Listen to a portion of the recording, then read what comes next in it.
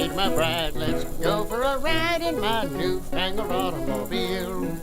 Just where we will go, nobody knows, but it's sure a great way to feel. Behind the wheel of the speed meter steel, it's my newfangled automobile. Hello and welcome to Vintage Car History. I'm Wild Bill. The car has had quite an impact on the world of sports.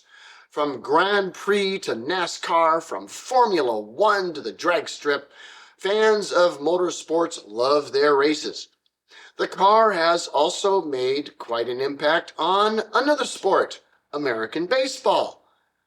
And to see how cars and baseball came together, we'll take a look at the gearhead baseball businessman himself, Hugh Chalmers. Unlike the typical Borg named Hugh, Hugh Chalmers was born near Dayton, Ohio in 1873 and was outgoing, energetic, and very personable. Being from a family of very modest means, young Hugh completed grammar school and then went to work as an office boy for a local company, National Cash Register, at age 14. It would seem that this company bred quite a few car guys, Charles Kettering, Harry Stutz, and so on, though Hugh was the only one to pass through NCR's doors that wasn't an engineer or machinist.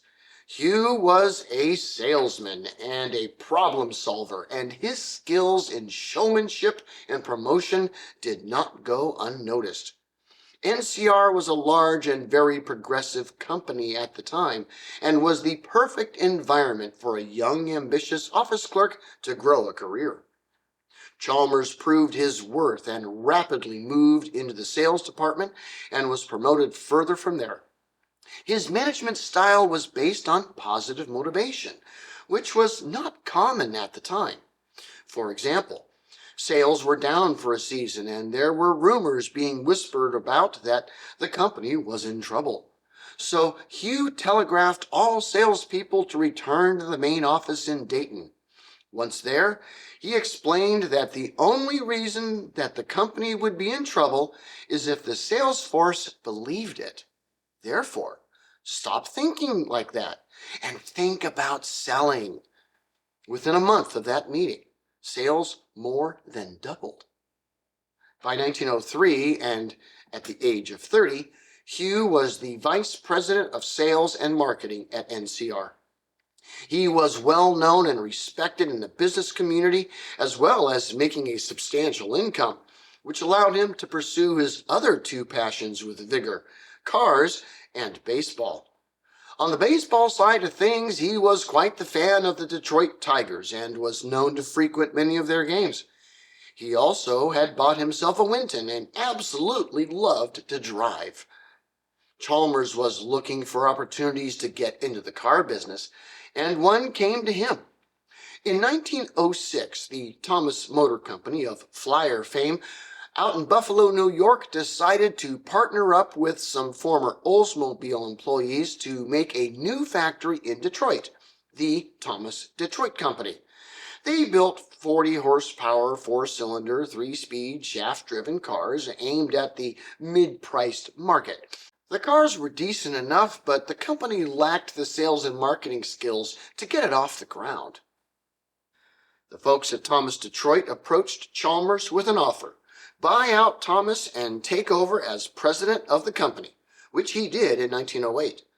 First thing he did was change the name to Chalmers Detroit, though the Detroit part would be dropped not too long after.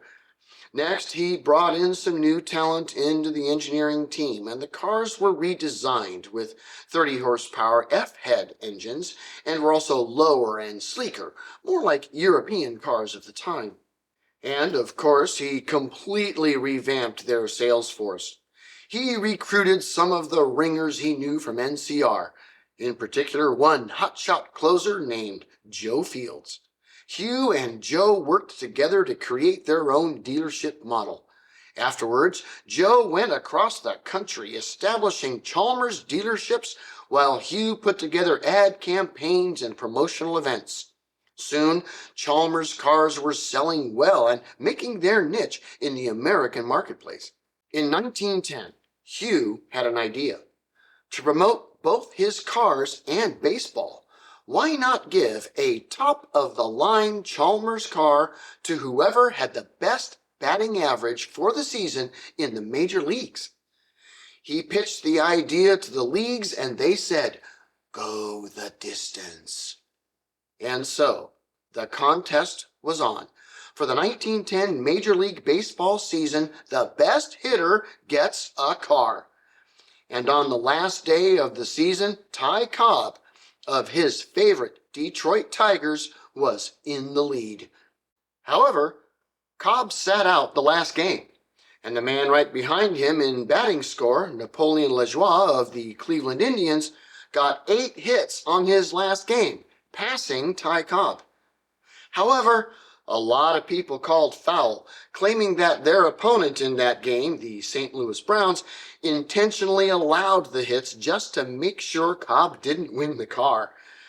The league president settled the matter by declaring Ty Cobb the winner, but with Hugh's consent, both men would receive a car. The whole controversy did give some initial bad press to the award, but in the end it was successful for the most part. Though it also didn't really help matters that Ty Cobb, not long after receiving his car, sold it. After all, the thing was worth more than his annual salary as a baseball player. Despite all of the erudition, for the next 4 years, Chalmers would give away 2 cars, one to each batting champion of each major league.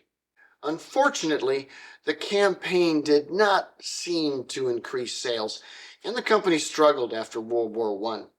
Hugh Chalmers would return to NCR in 1917 as president and CEO, selling his interest in his company to the Maxwell Corporation.